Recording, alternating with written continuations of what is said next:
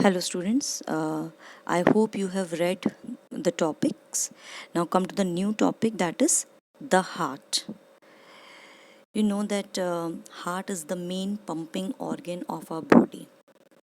It is basically a muscular organ and contains muscular tissues, and it is as big as our clenched fist, यानी कि बंद मुट्ठी जितना बड़ा होता है. And it is basically located somewhat in the center, slightly shifted towards the left. Okay, and it pumps blood through it. The blood pumps through it with lot of pressure so that it reaches to the whole parts of the body. So it is a very important organ of our body, and because it is made up of cardiac muscles, if you remember that cardiac muscles are involuntary muscles, they never get fatigued, they never get tired, and throughout their life they keep on functioning. And because of this our heart keeps on functioning.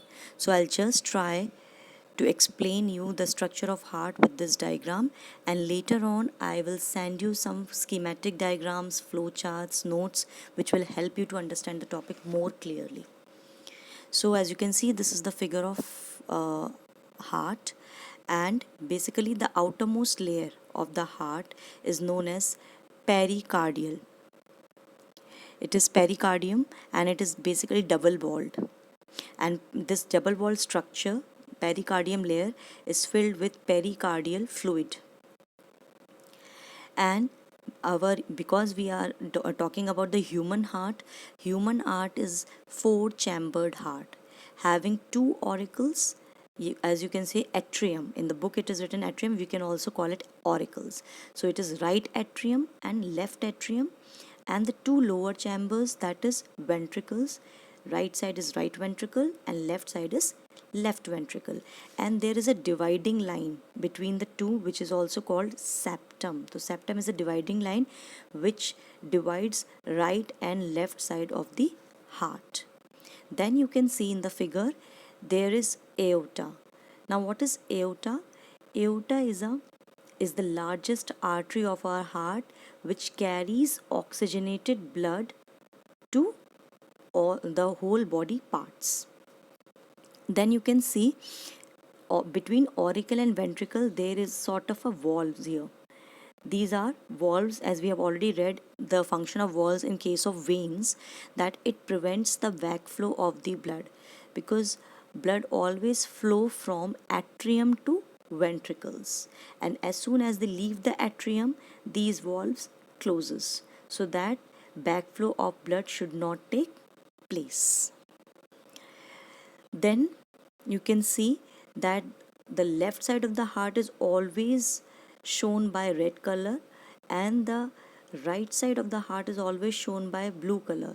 This is just to make you understand that the left side of the heart always carries oxygenated blood, while the right side of the heart always carries deoxygenated blood. So please remember this, and just to make you understand, they show it with these two different colors. It does not means that our deoxygenated blood is blue in color. You know, our deoxygenated blood is basically maroonish, dark red in color, having a violet tinge, but our oxygenated blood is somewhat tangy red, tomato like red color. So this is the basic difference in the color of oxygenated and deoxygenated blood. But it's not like that we are having bluish color blood. So don't you misunderstood with this, because in case of veins also you must have seen below, it is just below our skin and it looks like bluish in color, but it does not carry blue color blood. Okay, and arteries are very deep seated in our body. So this is one of the most important difference which also you can add in case of arteries and veins, that arteries are deep seated in our body tissues while veins are quite superficial. They are lying just below the skin and you can easily see them. Okay, now come back to the heart again. So here we can see one more thing, that is vena cava. vena cava from upper body and vena cava from lower body. What is the function? Let me tell you first that these vena cava is the largest vein. So aorta is the largest artery. These are some extra questions which can be asked in your exams. And vena cava is the largest vein of our body, and as we know that veins, they carry deoxygenated blood. So these vena cava, they carry deoxygenated blood